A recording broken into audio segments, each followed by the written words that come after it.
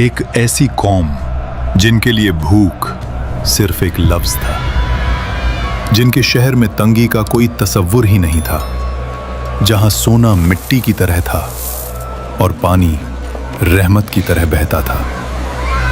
फिर सोचिए, सिर्फ एक छोटा सा चूहा और मारीब का अजीम बंद अपनी लिखी हुई तकदीर से जा मिला। ना फौज का हमला, ना जल्जला, ना आसमानी बिजली, बस अल्लाह का एक हुक्म और एक रात, और दुनिया की सबसे अमीर सल्तनत जमीन के नीचे दफन। ये वो वाकया है जिसका जिक्र अल्लाह ने खुद कुरान में किया। ये है कौमे सबा, जन्नत से जहन्नम तक का सफर। और यकीन मानिए, जो आगे आने वाला है वो आपको अंदर तक हिला देगा। कौमे सबा अरब के जुनूबी हिस्से में आज के यमन के इलाके में आबाद थी, लेकिन ये कोई आम कौम नहीं थी। ये दुनिया की सबसे ज्यादा खुशहाल कौम थी। इनकी जमीन जरखेज थी, हवा नरम थी और बारिश बिल्कुल मीजान के साथ होती थी। मगर इनकी असल ताकत, इनका सबसे बड़ा राज मरीब का अजीम बंद। ये डैम इतना अजीम था कि इसके जरिए दोनों जानिब फैले हुए बागों को पानी मिलता था। फल इतने ज्यादा कि मुसाफिर जब वहां से गुजरता तो भूख का एहसास ही नहीं होता। कुरान इस मंजर को खुद बयान करता है। सबा के लिए उनके रहने की जगह पर एक निशानी थी, दाएं और बाएं दो बाग। और फिर अल्लाह फरमाता है, अपने रब का रिज़्क खाओ और उसका शुक्र अदा करो। यह सिर्फ दौलत नहीं थी, यह अल्लाह की रहमत का निजाम था। इस महीने मछलियों का शिकार बहुत अच्छा हुआ है। हमारी तिजारत हर महीने बेहतर हो रही है। शहर साफ, निजाम मुनज़्ज़म, लोग अमन में। कुरान ने इस शहर को कहा पाक शहर और बख्शने वाला रब। ये थी जमीन पर जन्नत। इसी कौम की सबसे मशहूर हुक्मरान रानी बिल्कीस। तफसीर इब्ने कसीर के मुताबिक बिल्कीस एक समझदार, बाहिकमत और ताकतवर रानी थी। उसका तख्त अजीम था, उसका निजाम मजबूत और उसकी सल्तनत दूर दूर तक मशहूर। यहाँ तक कि उसका जिक्र अल्लाह के नबी हजरत सुलेमान अलैहिस्सलाम तक जा पहुँचा। हजरत सुलेमान अलैहिस्सलाम, वो नबी जिन्हें अल्लाह ने ऐसी ताकत दी जो किसी और को नहीं मिली। जिन्नात उनके हुक्म में, परिंदे उनकी जबान समझते और हवा उनके लिए चलती। उन्होंने बिल्कीस को खत भेजा। कुरान इस खत के अल्फाज बयान करता है। ये खत सुलेमान की तरफ से है और ये अल्लाह के नाम से शुरू होता है। और दावत दी, अल्लाह के आगे सजदे में झुक जाओ। बिल्कीस ने मशवरा किया, तोहफे भेजे, सोना, चांदी, जवाहरात। मगर सुलेमान अलैहिस्सलाम ने सब वापस कर दिया और फरमाया, जो अल्लाह ने मुझे अता किया है वो तुम्हारी दौलत से कहीं बेहतर है। यहां बिल्किस समझ गई कि ये कोई आम बादशाह नहीं, ये अल्लाह का नबी है। फिर वो खुद सुलेमान अलैहिस्सलाम के पास आई और जब शीशे के महल में दाखिल हुई तो पानी समझकर अपना लिबास उठाया। तब हकीकत खुली। उस वक्त बिल्किस ने कहा, परवरदिगार, मैं गलत थी, अब मैं अल्लाह पर ईमान लाती हूँ।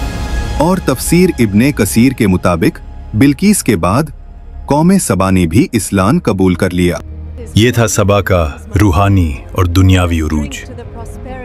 मगर वक्त हमेशा एक जैसा नहीं रहता। बिल्किस का दौर खत्म हुआ, नस्लें बदली, हुक्मरान बदले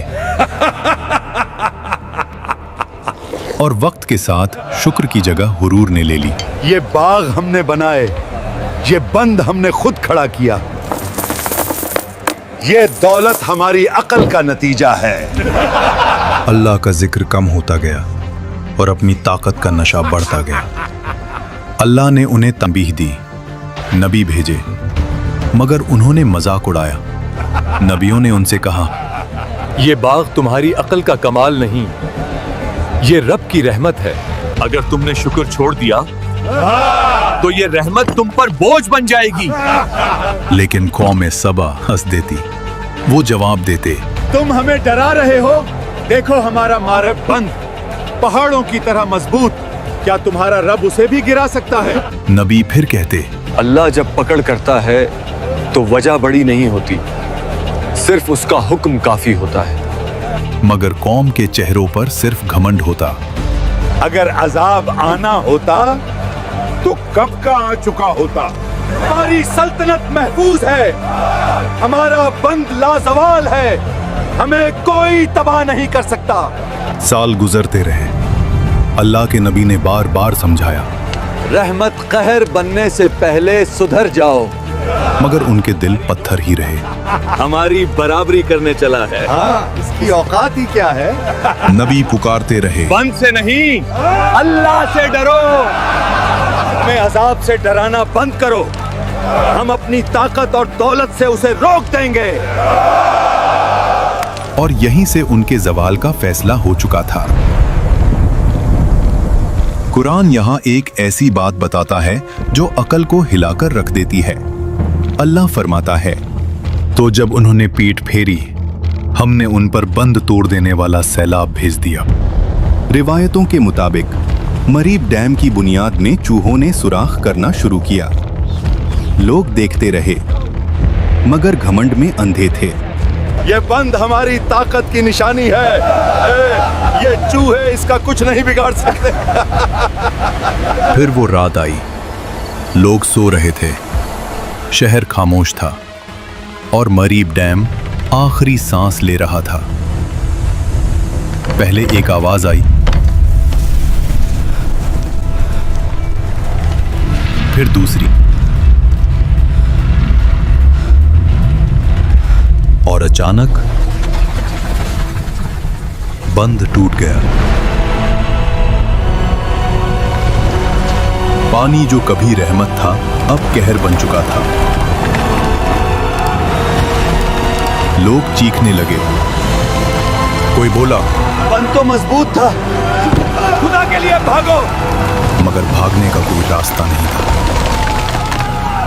कुरान के अल्फाज हैं, फिर हमने उन पर बंद तोड़ देने वाला सैलाब भेज दिया। नबी की आवाज गूंजती रही, ये वही है जिससे तुम इनकार करते रहे। या अल्लाह, हमें बचा ले,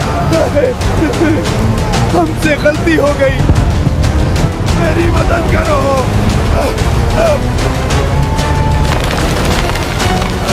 उठती लहरें शहर पर गिरती गईं, हर कोने को अपनी लपेट में ले रही थी।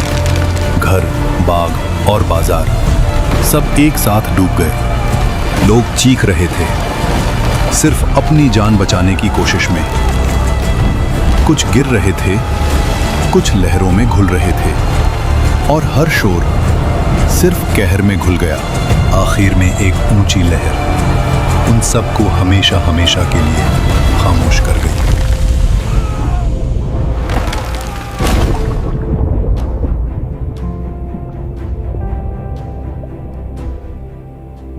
और फिर जो जमीन जन्नत थी वो वीराना बन गई। बाग मिट्टी बन गए, घर बह गए, शहर के शहर खत्म हो गए, नस्लें खत्म हो गई, सिर्फ वाक़या रह गया। अल्लाह फरमाता है, उनके बागों के बदले कांटेदार झाड़ियां लगा दी गईं। ये सजा क्यों थी? कुरान खुद जवाब देता है, ये सजा इसलिए थी कि उन्होंने न शुक्री की। कौम सबा दौलत से तबाह नहीं हुई, गुरूर से तबाह हुई। उनका जुर्म ये नहीं था कि वो अमीर थे, उनका जुर्म ये था कि वो शुक्र भूल गए। और इन मामूली लोगों को देखकर हंसी आती है।